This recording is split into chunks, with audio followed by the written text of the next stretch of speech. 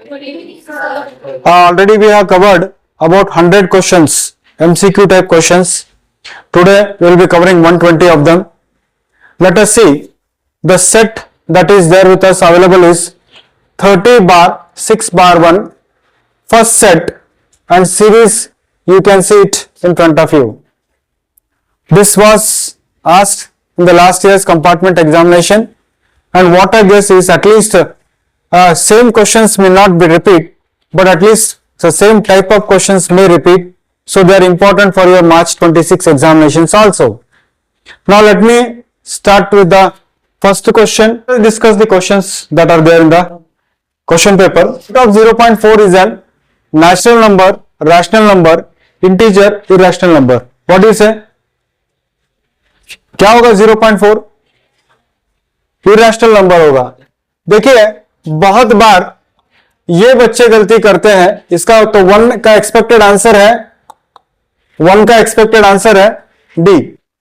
बहुत बार बच्चों के दिमाग में कंफ्यूजन रहता है कि सर 0.4 का स्क्वायर रूट 0.2 होता है. ये गलत है. बच्चे यहीं पर गलती करते हैं. एक्चुअली देखो 0.2 इंटू 0.2 करोगे आप तो वो होगा 0.04. 0.4 नहीं होगा वो. इसीलिए square root of 0.4 is irrational. It is non terminating, non recurring. इसलिए ये क्या होगा, इसका करेक्ट आंसर क्या आना चाहिए? इरेशनल आना चाहिए. हाँ, अगर एग्जाम में मान लीजिए ऐसे देते हैं 0.04, तब आपका आंसर चेंज हो जाएगा. It will be what? Rational number. तो थोड़ा कंफ्यूजन मत रखो. 0.25 देते हैं तो 0.25 देंगे तो उसका स्क्वायर रूट क्या होता है? 0.25 का स्क्वायर रूट क्या होगा? 0.5 होगा. वो रैशनल हो जाएगा. 0.4 इरेशनल है. Which of the following cannot be unit digit of 8 raised to n where n is a natural number. 8 raised to n ये किससे एंड नहीं होगा? इसका एंड कहां नहीं होगा? 0 से एंड नहीं होगा. बिकॉज 0 से अगर एंड होना है तो 0 से अगर एंड होना है तो उसका क्या रूल है बच्चों? 2 raised to m into 5 raised to n ये होना चाहिए ना. तो 8 के ऊपर आप 8 का कुछ भी पावर दे दीजिए. आप 8 raised to 1 करोगे तो उसका आंसर क्या आएगा? 8 आएगा. 8 raised to 2 करोगे तो उसका आंसर कितना आएगा? 36. लास्ट डिजिट 6 आ जाएगा. 8 raised to 3 करोगे तो कितना होगा? 64. तो लास्ट डिजिट 4 होगा, तो ये भी आंसर आ जाएगा. और 8 raised to 3 करोगे तो 512 वगैरह वगैरह आ जाएगा. मगर कौन सा नहीं आएगा? 512 आएगा तो ये भी आ गया. कौन सा नहीं आएगा? आप कुछ भी कोशिश कर लो, 8 raised to n will never be and will not end with 0. इसलिए इसका आंसर क्या आना चाहिए? आप पूरा मत लिखिए वहां पर. Simply the answer expected is what? 2C. 2C कर लोगे तो बात खत्म. ओके, तो ये इसका आंसर है. Okay fine. नेक्स्ट क्वेश्चन की तरफ हम जाएंगे. नेक्स्ट क्वेश्चन है which of the following is a quadratic equation. इसमें से कौन सा क्वाड्रेटिक है? देखो बच्चों, एक बात यहां पर आप देख सकते हो कि ये बी स्क्वायर है और ये बी है और ये ए है. और बी स्क्वायर माइनस 4ac करूंगा तो नेगेटिव आएगा. डिस्क्रिमिनेंट अगर आप ओरली निकालने की कोशिश करोगे तो बी स्क्वायर माइनस 4ac यानी क्या आएगा? ये 1 का स्क्वायर माइनस 4 इंटू 1 इंटू 0 करोगे तो नहीं आएगा. ये डिस्क्रिमिनेंट इसका ये 0 आएगा. ये क्या बोल रहा है वो? Which of the following has real roots. इसमें से किसको रियल रूट है? आप इसको ये तो पॉसिबल नहीं है. या तो फिर आप ऐसे कर सकते हो कि एक्स स्क्वायर मतलब x into bracket x plus 1 हो जाएगा. इसका सिंप्लीफिकेशन क्या होगा? X square into bracket x plus 1 यानी एक्स इज इक्वल टू कितना आ गया? 0. और एक्स इज इक्वल टू कितना आ गया? -1. क्या ये इक्वल रूट्स है क्या? नहीं है. इसके बारे में कोशिश करके देख लो आप. बी स्क्वायर या तो फिर b square minus 4ac directly check करो. यहां पर बी कितना है बच्चों? यहां पर ए कितना है और यहां सी कितना है? तो b square minus 1ac. B का स्क्वायर यानी कितना होगा? 1 का स्क्वायर. और -4ac यानी -4 इंटू 1 यानी क्या आ रहा है यहां पर? -4 आएगा. और -4 यानी इसका डिस्क्रिमिनेंट नेगेटिव आ रहा है, इसलिए ये भी नहीं हो सकता है. ये भी नहीं हो सकता है. तो एक्स स्क्वायर माइनस 4 देखते ही आपको पता चलेगा एक्स स्क्वायर माइनस 4 यानी एक्स स्क्वायर की वैल्यू कितनी हो रही है बच्चों, यानी x is equal to what, plus और माइनस 2 होगा। मगर हमको क्या बोला है, रियल होना जरूरी है, इक्वल भी होना जरूरी है। +2 और -2 रियल तो है मगर इक्वल नहीं है। तो बचा कौन सा आंसर बचा, कौन सा आंसर बचा, 3A आंसर बचा, 3A आंसर बचा। If the zeros of the polynomial ax square plus bx plus 2a by b are reciprocal of each other, then what is the value of b? अगर zero reciprocal है, मान लीजिए reciprocal का मतलब क्या होता है बच्चों, रेसिप्रोकल का मतलब क्या होता है, अगर x है तो उसका रेसिप्रोकल क्या होगा, 1/x होगा। तो मान लीजिए मैंने कहा कि इसका एक जीरो अल्फा है तो दूसरा जीरो क्या होगा, 1/अल्फा होगा। यानी पहला जीरो, अगर एक जीरो अल्फा है दूसरा जीरो क्या होगा, 1/अल्फा होगा। प्रोडक्ट ऑफ जीरोस अगर मैं ले लूं तो अल्फा इंटू 1/अल्फा आएगा। और प्रोडक्ट ऑफ जीरोस के लिए पॉलिनोमियल में फॉर्मूला क्या है हमारे पास, constant term by coefficient of a square, या तो हम कहते हैं उसको c बाय ए। बच्चों तो यहां पर c क्या है, इसको मैं डिटेल स्टेप तो बता रहा हूं मगर आप 2 मिनट में इसको कर सकते हो। c बाय ए सही है।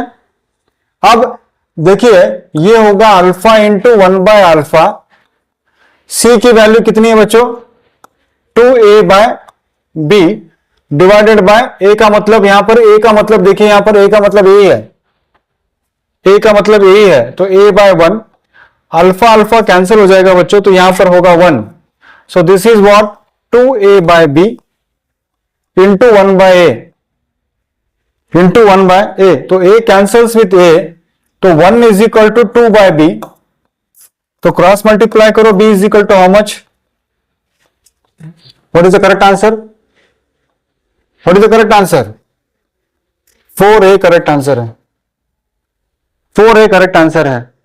एक बात हमेशा याद रखना, एक बात मैं आपको, एक गोल्डन फॉर्मूला मैं आपको दे रहा हूं, मैं आपको एक गोल्डन फॉर्मूला दे रहा हूं कि इसको, इस प्रॉब्लम को हम डायरेक्टली कैसे कर सकते हैं। यह फॉर्मूला ऐसे है बच्चों कि जब भी आपको ऐसे क्वेश्चन पूछेंगे कि जब भी आपको ऐसे क्वेश्चन पूछेंगे कि the zeros are reciprocal of each other, इसका मतलब यह होता है बच्चों c की वैल्यू a के बराबर होगा। हमेशा क्या होगा, ये अल्फा कैंसल्स विथ अल्फा, क्योंकि प्रोडक्ट ऑफ जीरोस के अंदर अल्फा क्या होगा, अल्फा के साथ कैंसिल होगा, तो 1 इज इक्वल टू क्या होगा, c बाय a। तो क्रॉस मल्टीप्लाई करोगे तो c की वैल्यू किसके बराबर होगा, a के बराबर होगा। ये फॉर्मूला हमेशा याद रखो। क्वेश्चन पेपर में अगर ये सब आ गया कि 1 0 इज रेसिप्रोकल ऑफ अदर, कुछ भी मत करो, कुछ भी मत करो, directly c equal to a ले लो। बच्चों c यहां पर कितना है बताओ मेरे को, c कितना है, 2a बाय b, और a तो a ही है, a तो a ही है, तो 2 मिनट के अंदर a कैंसल्स विथ a, तो b की वैल्यू कितनी हो गई, 2। ये शॉर्टकट टेक्निक में आपको बता रहा हूं। So what is that we have learned today? When two zeros are reciprocal of each other, then c is equal to a। तो c को डायरेक्टली यूज करना है, ठीक है। ऑब्जेक्टिव टाइप है भाई, आपको सब्जेक्टिव नहीं पूछा है। Next, the distance of the point -3 -4 from x axis. देखिए ग्राफ में अगर मैंने बनाया यहां पर, ओके, तो x axis x dash, y और क्या होगा, y डैश होगा। -3 4 यानी कौन से क्वाड्रेंट में आएगा बच्चों, ये -1 -2 -3 होगा। और दूसरा क्या बोला उन्होंने, -4 यानी 4th क्वाड्रेंट में आएगा, वो 4th क्वाड्रेंट में आएगा पॉइंट। तो ये पॉइंट लगभग यहां पर आएगा कहीं पर इस तरफ। अब एग्जाम में पूरा डिटेल मत करना, मैं आपको समझाने के लिए यहां पर कर रहा हूं कि ये पॉइंट होगा -3 4। तो अब एक्स एक्सिस से ये पॉइंट कितने दूरी पर है, एक्स एक्सिस से 4 पे है। अगर मान लीजिए, ये गोल्डन रूल याद रखो, इसको सॉल्व भी करने की जरूरत नहीं है। ये गोल्डन रूल अगर आप याद रखोगे, एक्स एक्सिस से जो भी पॉइंट होगा वो ऑर्डिनेट का डिस्टेंस दिखाएगा, और वाई एक्सिस का जो भी पॉइंट होगा वो क्या होगा, एब्सिसा का डिस्टेंस बताएगा। तो ये अगर याद रखोगे, और -4 डिस्टेंस तो होता नहीं है, डिस्टेंस कैन भी नेगेटिव होता है क्या। मान लीजिए कंफ्यूज करने के लिए आप लोग गलती से उन्होंने दे दिया, तो भी उसको एक्सेप्ट मत करो। 7 तो सोच नहीं सकते आप, 3 भी सोचने की जरूरत नहीं है। 3 कंफ्यूज हो सकता है, और 5 तो सोचना ही नहीं है, हमेशा याद रखो, the distance of a point from x axis is the value of ordinate, positive value of ordinate, and the distance of the point from the what is it y axis के ऊपर अगर चाहिए तो abscissa will be the distance, positive value of abscissa. इसको 0 second, कोई सोचने की जरूरत नहीं है, डायरेक्टली इसको क्वेश्चन देखते हैं आपके दिमाग में ये 4 आ जाना चाहिए। कितना देर लगता है 4 टिक करने के लिए? इसको C इक्वल टू ए करोगे तो 2 मिनट में आंसर आ जाएगा। ये शॉर्टकट टेक्निक है। In the adjoining figure PQ is parallel to XY, XY को पैरेलल है और XY BC को पैरेलल है, यानी 3 parallel lines are given to you, 3 parallel lines are given to you. AP आपको 2 दिया है, PX आपको 1.5 दिया है, BX आपको कितना दिया है? 4 दिया है। ये सारा लेफ्ट साइड का दिया है आपको। QY कितना आपको दिया है? 0.75 दिया है, और आपको पूछते हैं कि AQ प्लस CY कितना है। 4 आंसर्स आपके सामने हैं। देखिए बच्चों, इसको हम कहेंगे X और इसको हम कहेंगे Y। पहले तो तुमको क्या पूछा है? यहां पर AQ पूछा है तो AQ ढूंढना पड़ेगा, फिर तुमको CY पूछा है तो CY ढूंढना पड़ेगा। अब मुझे बताओ कि AQ कैसे ढूंढेंगे हम? इस ट्रायंगल के अंदर AXY के अंदर ये लाइन पैरेलल है, तो थेल्स थ्योरम अप्लाई करो आप, this side upon this side, यानी कौन सा? 2/1.5, 2/1.5 is equal to x/0.75, x/0. ये सब नहीं करना, थेल्स थ्योरम के अंदर AXY ये पैरेलल है वो वगैरह वगैरह नहीं। दिस इज भाई, ये दिस इज MCQ, ये सब नहीं, डायरेक्ट ही करना है। अब यहां पर भी मैं आपको कैंसिलेशन का ट्रिक बताऊं, गलती बच्चे कहां करते हैं।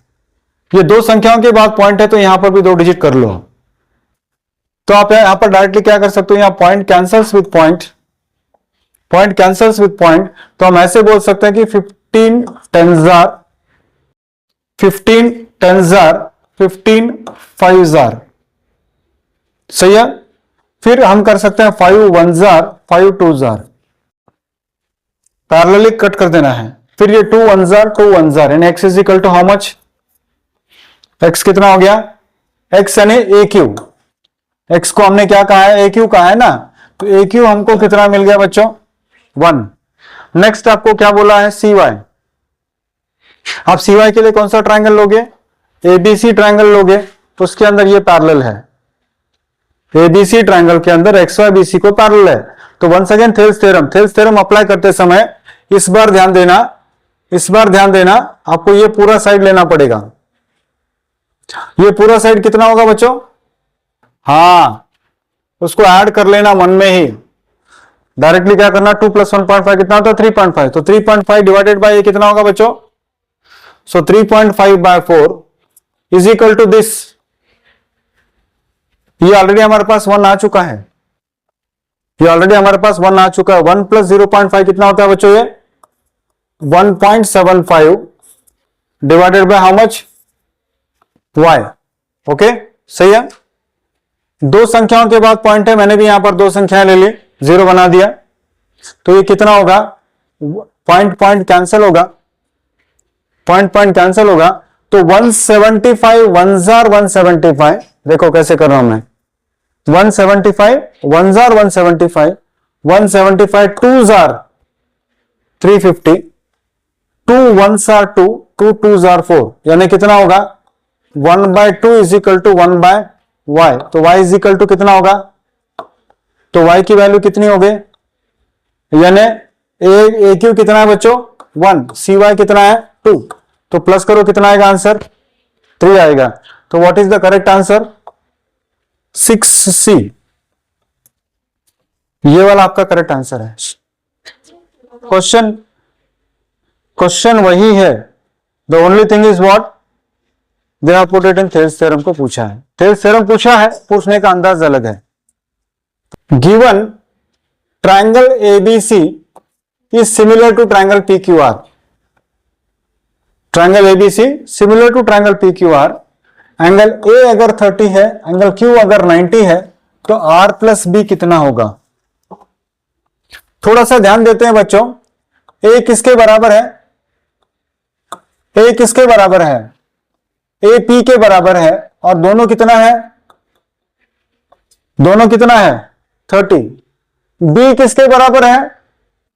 क्यू के बराबर है। बी आपको दिया है क्या? बी आपको दिया है क्या? क्यू दिया है, बी नहीं दिया है। मगर वो क्यू किसके बराबर है? तो ये कितना है? 90। तो नेक्स्ट कौन सा बचा? सी, वो किसके बराबर होगा? अब मुझे बताओ कि बचा हुआ एंगल कितना होना चाहिए? ये 30 और ये 90 है, तो बचा हुआ थर्ड एंगल कितना होगा? 60 डिग्री होगा। तो ये 60 डिग्री होगा। मगर आपको क्वेश्चन क्या पूछा है? R plus b. R plus b यानी कितना होगा बच्चों? आर कितना है हमारे पास? बी कितना है हमारे पास? तो प्लस करोगे तो कितना आएगा आंसर? 150 आएगा। आर प्लस बी कितना आ रहा है? 150 आ रहा है।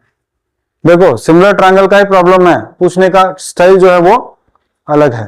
ओके, नेक्स्ट क्वेश्चन जो आपको पूछा है, two coins are tossed simultaneously, the probability of getting at least one head. दो कॉइन टॉस करने के बाद टोटल चांस कितने होते हैं? दो कॉइन टॉस करने के बाद 8, 4 होते हैं रे, C1 C2 है ना। तो दोनों हेड आ सकते हैं, दोनों टेल आ सकते हैं, पहला टेल दूसरा हेड, पहला हेड दूसरा टेल। ओके, ये आपको बायट हो जाना चाहिए, ये मुझे बताने की जरूरत नहीं है। अब वो बोल रहा है कम से कम भाई एक हेड चाहिए। दो हेड आ गए तो, दो हेड आ गए तो प्रॉब्लम है। कौन सा नहीं चलेगा? दोनों टेल नहीं चलेगा, दोनों टेल नहीं चलेगा। यानी कितना चांस है बच्चों? ये एक, दोनों, ये वाला नहीं चलेगा। तो ये चलेगा, ये चलेगा, ये चलेगा। यानी what is the correct answer? 3/4। 3/4 is the correct answer. At least one head, 4 इसके अंदर। All tails will not work, but 2 heads can work. Next question. In the adjoining figure, PA and PB are tangents to a circle with center O. तो आपको दिख रहा है यहां पर PA भी tangent है, PB भी tangent है, राइट? PA भी tangent है, PB भी tangent है। एंगल P आपको दिया है 90 डिग्री। एंगल P आपको कितना दिया है? 90 दिया है। AB कितना दिया आपको? 3√2 सेंटीमीटर दिया है। तो आपको पूछा डायमीटर ऑफ सर्कल कितना होगा? सर्कल का डायमीटर कितना होगा? देखिए, सर्कल का रेडियस तो दोनों सेम होगा। मैंने अगर इसको x कहा और इसको x कहा तो चलेगा। दूसरी बात, रेडियस हमेशा टैंजेंट को क्या होता है? परपेंडिकुलर होगा। यानी दिस इज 90, दिस इज 90, तो ये भी कितना होगा? ये 90 ऑलरेडी उन्होंने दिया है। Radius is perpendicular to the tangent, इसलिए ये भी 90 होगा। ये भी कितना होगा? तो बचा कितना? ये एक क्वाड्रिलेटरल कितना होगा? 90 होगा। तो 90 होते ही कौन सा ट्रायंगल यूज कर सकते हैं आप? यहां पर राइट एंगल ट्रायंगल हो रहा है, तो पाइथागोरस थ्योरम अप्लाई करो आप। Hypotenuse square is equal to sum of the squares of remaining two sides. यानी कौन सा? In right angle triangle, in right angle triangle AOB, आप बोल सकते हो कि AB का square is equal to OB का स्क्वायर प्लस OB कितना है बच्चों? X का स्क्वायर, OA कितना है? और यहां पर क्या है? 3√2 का स्क्वायर, राइट? तो 3√2 यानी 3√2 इंटू 3√2 कितना होता है? 9 2 जार कितना होगा? 18 is equal to how much? तो 18/2 is equal to how much? तो x square is equal to how much? तो x इज इक्वल टू कितना होगा? स्क्वायर रूट ऑफ 9 यानी व्हाट? +or-3। +or-3 चलता है क्या रेडियस में? रेडियस में क्या चलता है? प्लस चलता है, यानी 3 सेंटीमीटर। हाँ, देखो ये जो गलती आप लोग करते हो मैंने भी कर दी यार। आपको पूछा क्या है, डायमीटर पूछा, वेरी गुड, वेरी नाइस, बहुत बढ़िया। 2 इंटू रेडियस कितना आना चाहिए, 6 आना चाहिए। देखिए ऐसे छोटे छोटे गलतियां हमसे भी हो जाती है कभी कभी, इसीलिए थोड़ा सावधान रहो कि डायमीटर पूछा है और आप यहां पर क्या कर रहे हो, रेडियस ढूंढ के टिक करके आ जा रहे हो और आपको लग रहा है कि हमने सही किया, आपने गलत किया। सर एग्जाम में इसको क्या करना है, डायरेक्टली ये सारे स्टेप मैंने जो एक्सप्लेन किया तो आपको समझाने के लिए मैंने किया है। अंडरस्टूड है कि डायरेक्टली आप यहां पर भी आ सकते हो कि 2x², आप इस स्टेप पे भी, आप इस स्टेप पे आ सकते हो, 2x² = 18, इस स्टेप पे आ सकते हैं आप, इस स्टेप पे आ सकते हो। इन राइट एंगल ट्रायंगल वगैरह कुछ नहीं, 2x² = 18, तो x² = 9 बोलते ही आगे कुछ करने की जरूरत नहीं है, आंसर तुम्हारा आ जाना चाहिए। तो this is the shortcut method. Sir आपने इसको डिटेल में क्यों बताया, इन केस ये 3 मार्क के लिए पूछते हैं, 2 मार्क के लिए पूछते हैं, तो आपको पूरा स्टेप करना पड़ेगा।